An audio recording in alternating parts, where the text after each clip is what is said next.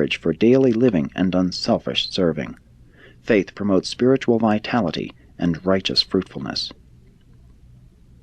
Jesus repeatedly taught his apostles that no civilization could long survive the loss of the best in its religion, and he never grew weary of pointing out to the 12 the great danger of accepting religious symbols and ceremonies in the place of religious experience. His whole earth life was consistently devoted to the mission of thawing out the frozen forms of religion into the liquid liberties of enlightened sonship. 4. On the way to Phoenicia. On Thursday morning, June 9, after receiving word regarding the progress of the kingdom brought by the messengers of David from Bethsaida, this group of 25 teachers of truth left Caesarea Philippi to begin their journey to the Phoenician coast. They passed around the marsh country by way of Luz to the point of junction with the Magdala-Mount Lebanon trail road, thence to the crossing with the road leading to Sidon, arriving there Friday afternoon. While pausing for lunch under the shadow of an overhanging ledge of rock near Luz, Jesus delivered one of the most remarkable addresses which his apostles ever listened to throughout all their years of association with him. No sooner had they seated themselves to break bread than Simon Peter asked Jesus, "Master, since the Father in heaven knows all things, and since his Spirit is our support in the establishment of the kingdom of heaven on earth, why is it that we flee from the threats of our enemies? Why do we refuse to confront the foes of truth?" But before Jesus had begun to answer Peter's question, Thomas broke in, asking, "Master, I should really like to know just what is wrong with the religion of our enemies at Jerusalem. What is the real difference between their religion and ours? Why is it we are at such diversity of belief when we all profess to serve the same God?" And when Thomas had finished, Jesus said, "While I would not ignore Peter's question, knowing full well how easy it would be to misunderstand my reasons for avoiding an open clash with the rulers of the Jews at just this time, still it will prove more helpful to all of you if I choose rather to answer Thomas's question, and that I will proceed to do when you have finished your lunch." 5. The Discourse on True Religion. This memorable discourse on religion, summarized and restated in modern phraseology, gave expression to the following truths. While the religions of the world have a double origin, natural and revelatory, at any one time and among any one people there are to be found 3 distinct forms of religious devotion. And these 3 manifestations of the religious urge are: 1.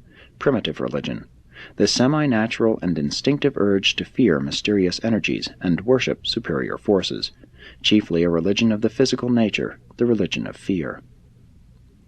2. The religion of civilization, the advancing religious concepts and practices of the civilizing races, the religion of the mind, the intellectual theology of the authority of established religious tradition. 3. True religion, the religion of revelation, the revelation of supernatural values, a partial insight into eternal realities, a glimpse of the goodness and beauty of the infinite character of the Father in heaven, the religion of the Spirit as demonstrated in human experience. The religion of the physical senses and the superstitious fears of natural man the Master refused to belittle, though he deplored the fact that so much of this primitive form of worship should persist in the religious forms of the more intelligent races of mankind. Jesus made it clear that the great difference between the religion of the mind and the religion of the Spirit is that, while the former is upheld by ecclesiastical authority, the latter is wholly based on human experience. And then the Master, in his hour of teaching, went on to make clear these truths. Until the races become highly intelligent and more fully civilized, there will persist many of those childlike and superstitious ceremonies which are so characteristic of the evolutionary religious practices of primitive and backward peoples. Until the human race progresses to the level of a higher and more general recognition of the realities of spiritual experience, large numbers of men and women will continue to show a personal preference for those religions of authority which require only intellectual assent, in contrast to the religion of the Spirit, which entails active participation of mind and soul in the faith adventure of grappling with the rigorous realities of progressive human experience. The acceptance of the traditional religions of authority presents the easy way out for man's urge to seek satisfaction for the longings of his spiritual nature. The settled, crystallized, and established religions of authority afford a ready refuge to which the distracted and distraught soul of man may flee when harassed by fear and tormented by uncertainty. Such a religion requires of its devotees, as the price to be paid for its satisfactions and assurances, only a passive and purely intellectual assent. And for a long time there will live on earth those timid, fearful, and hesitant individuals who will prefer thus to secure their religious consolations, even though in so casting their lot with the religions of authority they compromise the sovereignty of personality, debase the dignity of self-respect, and utterly surrender the right to participate in that most thrilling and inspiring of all possible human experiences, the personal quest for truth, the exhilaration of facing the perils of intellectual discovery, the determination to explore the realities of personal religious experience, the supreme satisfaction of experiencing the personal triumph of the actual realization of the victory of spiritual faith over intellectual doubt, as it is honestly won in the supreme adventure of all human existence, man seeking God for himself and as himself, and finding him. The religion of the Spirit means effort, struggle, conflict, faith, determination, love, loyalty, and progress. The religion of the mind, the theology of authority, requires little or none of these exertions from its formal believers. Tradition is a safe refuge and an easy path for those fearful and half-hearted souls who instinctively shun the spirit struggles and mental uncertainties associated with those faith voyages of daring adventure out upon the high seas of unexplored truth, in search for the farther shores of spiritual realities as they may be discovered by the progressive human mind and experienced by the evolving human soul. And Jesus went on to say, at Jerusalem, the religious leaders have formulated the various doctrines of their traditional teachers and the prophets of other days into an established system of intellectual beliefs, a religion of authority. The appeal of all such religions is largely to the mind.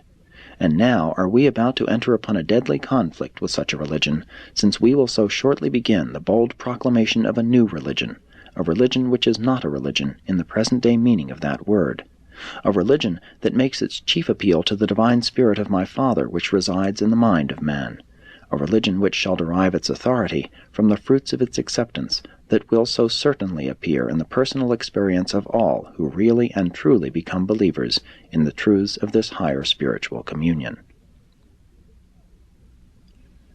Pointing out each of the 24 and calling them by name, Jesus said, "And now, which one of you would prefer to take this easy path of conformity to an established and fossilized religion, as defended by the Pharisees at Jerusalem, rather than to suffer the difficulties and persecutions attendant upon the mission of proclaiming a better way of salvation to men, while you realize the satisfaction of discovering for yourselves the beauties of the realities of a living and personal experience in the eternal truths and supreme grandeurs of the kingdom of heaven?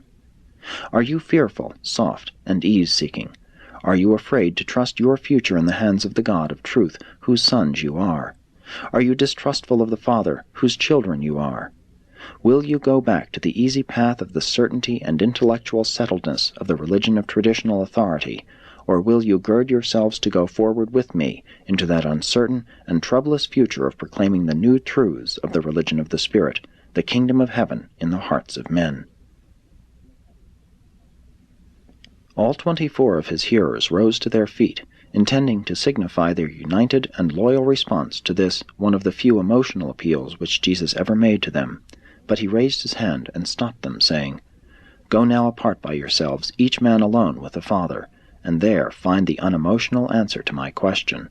And having found such a true and sincere attitude of soul, speak that answer freely and boldly to my Father and your Father, whose infinite life of love is the very spirit of the religion we proclaim."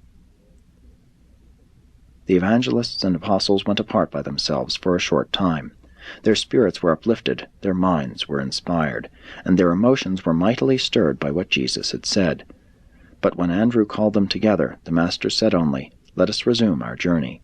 We go into Phoenicia to tarry for a season, and all of you should pray the Father to transform your emotions of mind and body into the higher loyalties of mind and the more satisfying experiences of the Spirit.